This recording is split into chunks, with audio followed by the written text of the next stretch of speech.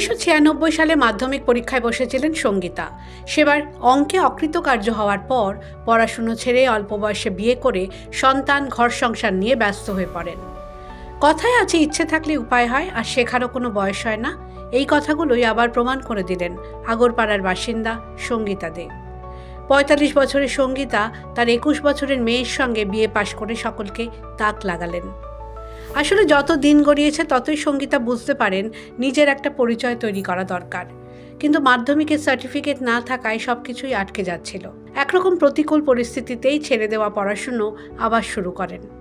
অবশেষে মেয়ের সঙ্গে স্নাতক হলেন সাংবাদিকতা নিয়ে। গল্পচ্ছলে শোনালেন বেশি বয়সে ড্রেস পরে স্কুলে যাওয়ার অভিজ্ঞতা।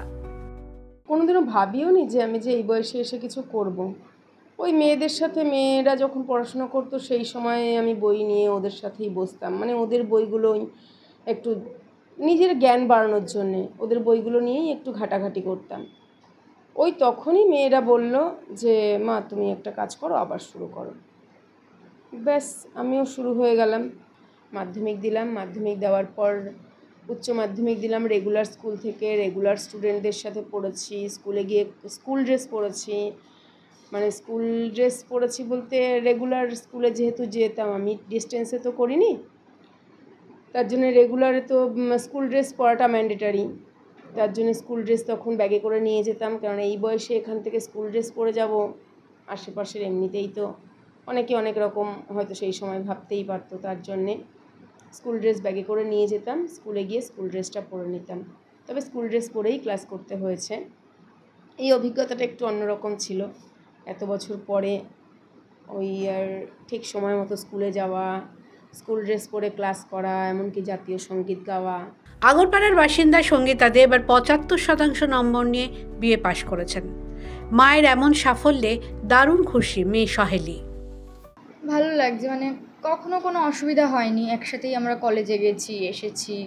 অবশ্যই মার খাটনি বেশি, মানে মা সকালবেলা সব কিছু করে রান্নাবান্না ঘরের কাজবাজ করে তারপরে গেছেন, আর আমি মার সাথেই সবসময় গেছি এসেছি, একসাথেই সব কিছু করেছি। কখনো কোনো অসুবিধা হয়নি, সব কিছু একদম ঠিকঠাক। মানে 3 বছর যে মার সাথে পড়েছি একসাথে, মানে সেরকম আলাদা করে কখনো ফিল হয়নি সেরকমভাবে অন্য কিছু, যে না কোনো বাধা বা আটকা, কখনো সেরকম কিছু মনে হয়।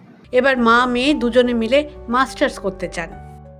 দুজনেই আমরা মাস্টার্সের ফর্ম ফিল আপ করেছি, আর আজকে তো আমাদের 6th সেমের মার্কশিট বেরালো, তারপর প্রপারভাবে ফর্মটা সাবমিট হবে। এবার তারপরে একসাথে নাম উঠলে একসাথে আবার আমরা মাস্টার্সও করবো। 45-এর বধূর কথায় তিনি স্নাতক হয়ে থেমে যেতে চান না। কলকাতা বিশ্ববিদ্যালয়ের সুযোগ পেলে তিনি MA পাশ করবার পর চাকরি করে স্বামীর পাশে দাঁড়াতে চান। উত্তর 24 পরগনা থেকে প্রতীতি ঘোষের রিপোর্ট, দ্য ওয়াল।